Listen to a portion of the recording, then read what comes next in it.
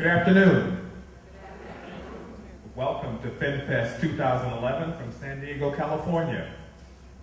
My name is Lawrence Kennedy, and along with my co-host, Beatrice Saptala-Weir, who will bring you today's opening ceremonies. At this time, we'd like to pay tribute to the veterans that are here in the audience.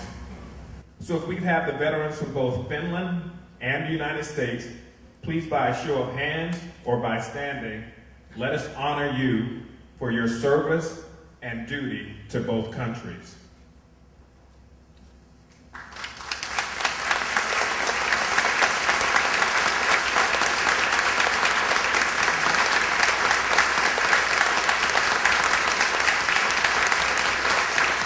At this time, I'd like for everyone to rise for the playing of both the national anthems from the United States and from Finland, to be sung by Maria Kizirian.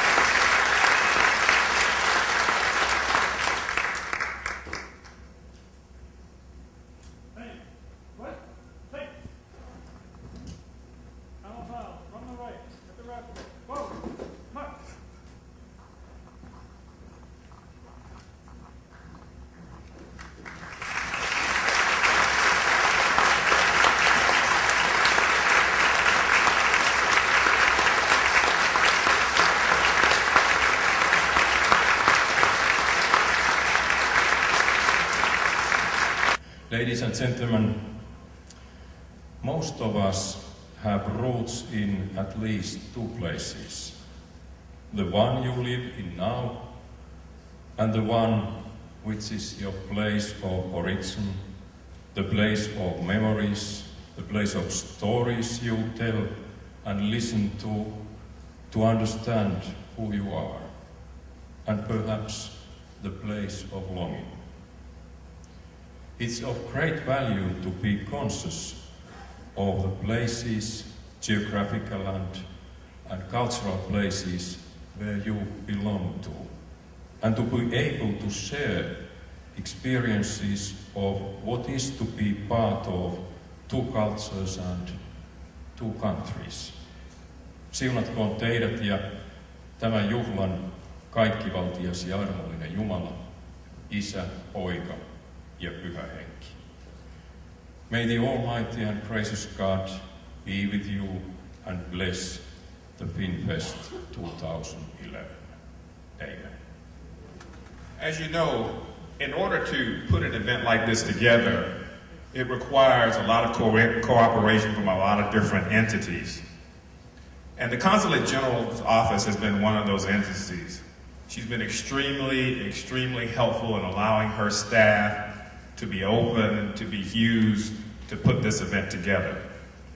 So please give a warm round of applause for Consulate General Kirsi Wesphalen.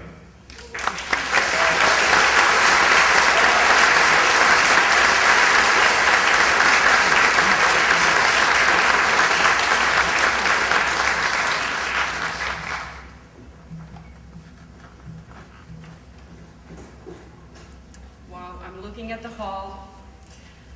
This is full of people from all quarters of the United States, of Finland, of Canada, some from Mexico, I am sure. It is my great honor and my great pleasure to extend most heartfelt congratulations on behalf of the Finnish government to this wonderful event. Minulla on suuri ilo ja kunnia tuoda terveiset Suomen hallitukselta ja toivottaa kaikkea hyvää FinnFest 2011 tapahtumalle. For the past 28 years, FinnFest has provided Finnish Americans and their progeny an opportunity to meet one another and broaden and deepen their knowledge of Finland and Finnish American history and culture.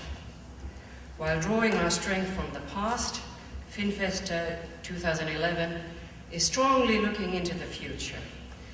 In the days to come, you will see a showcase of modern Finland and its achievements. Annual FinnFest celebrations have evolved into a festival whose programming now reaches out to the entire American community.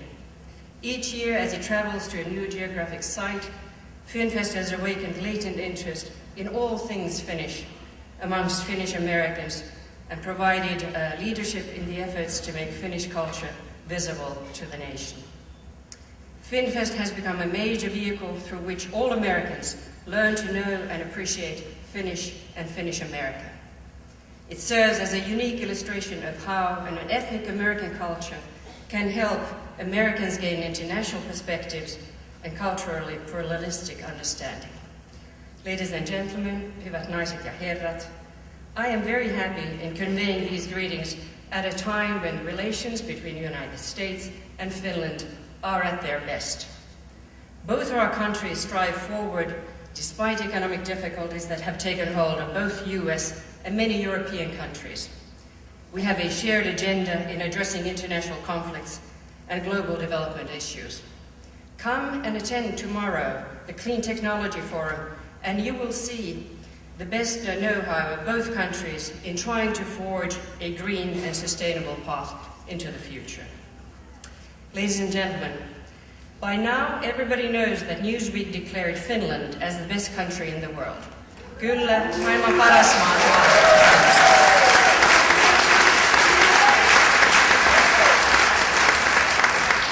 This is thanks to the high quality of life, which measures education, yes, essential theme during this FinnFest, gender equality, income equality, employment and environmental health.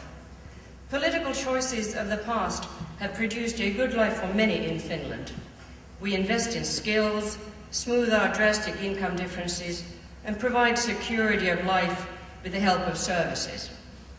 Our income distribution has been made more equal by progressive taxation and income transfers, as well as services supported by taxes. Wealth has been distributed fairly equally, both historically and internationally speaking, but in recent past, differences in income and wealth have grown. Natural environment and its protection is a part of Finnish psyche. The welfare state has recently suffered due to the wide-ranging consequences of rapid globalization. One goal is to strengthen the country's competitiveness, since Finland is an open economy, depends on international trade for its material well-being. Ladies and gentlemen, hyvät naiset ja herrat, Finland went through important structural changes in the 1960s. Many of you may remember those personally, when the economic importance of agriculture declined.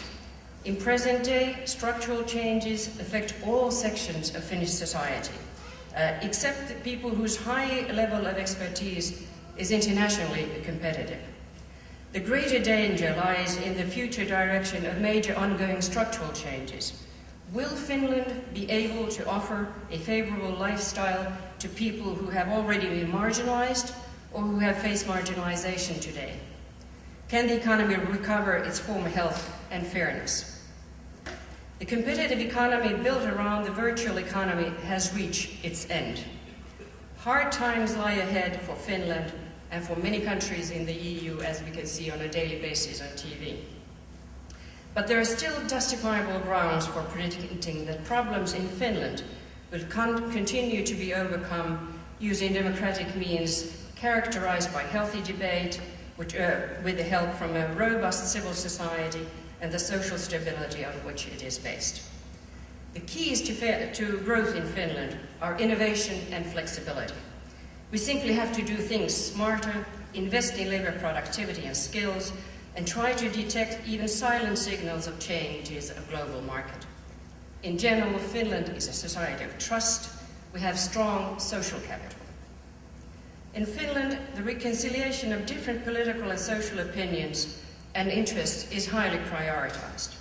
This is reflected in the importance given to building consensus and finding compromise solutions, and also in readiness to accept the needs of opposing interest groups. Decisions of the most important issues are invariably only reached after close cooperation between Parliament, the government, the President, and our vibrant civil society. Shock waves are still being felt from the global 2008 financial meltdown, which paralyzed bank lending and left much of Europe reeling from huge budget deficits and public debt.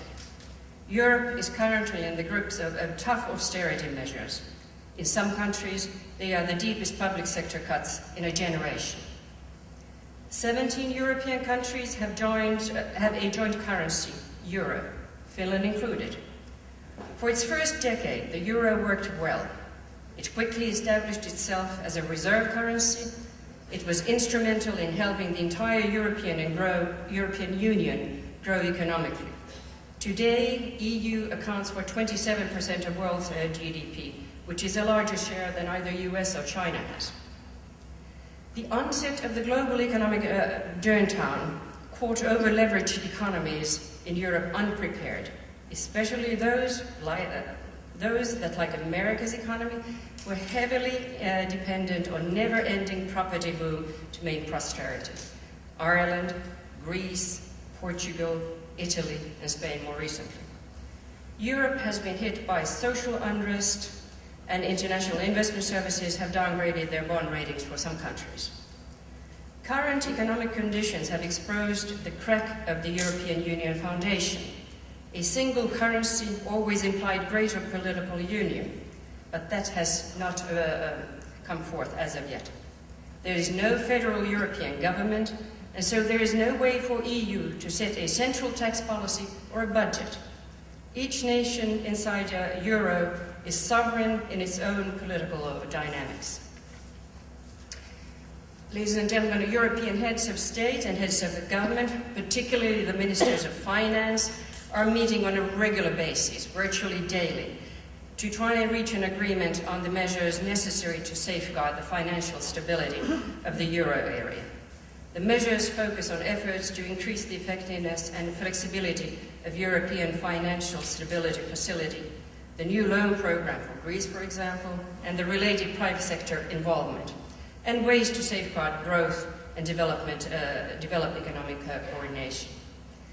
In these difficult negotiations, Finland has managed to push through its key objectives relating to private sector involvement and securities. But troubles for Europe are not over by far, as we have followed in recent days. I would like to come and invite all of you to come and listen to Member of the European Parliament, Ville Itälä, who will be speaking tomorrow at 12:30. He will give us an insight into the map and a way forward out of this crisis. Ladies and gentlemen, hyvät naiset ja herrat, I would like to congratulate on my behalf FinnFest San Diego Organizing Committee for doing such a fantastic job. For us at the Consulate General of Finland in Los Angeles, it has been an honor to work with you. Thank you so much. Now let's all of us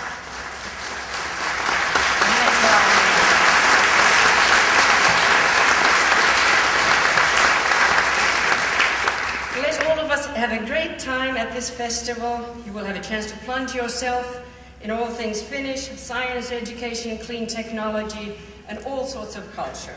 Happy FinnFest to everybody. Iloista FinnFestia kaikille. Okay, next we have a group coming straight from Minnesota. Any Minnesotians in the audience today? Woohoo! This wonderful group has been led by Helena and Hilpi Leino, who are a violinist and a pianist. They're twins.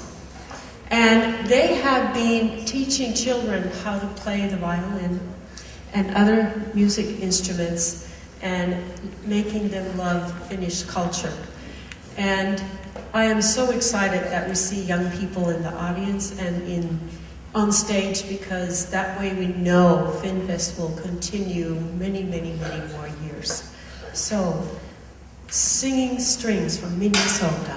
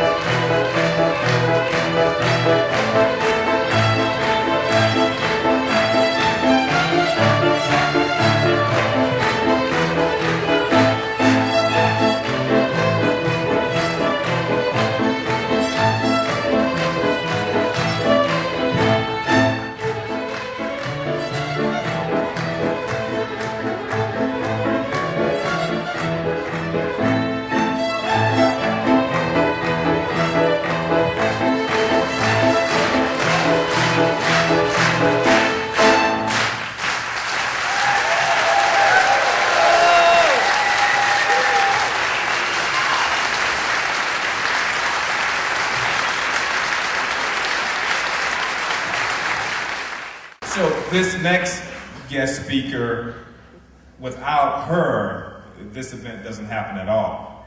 Chairman of FinnFest USA, Ms. Anne-Marie Wesphalen.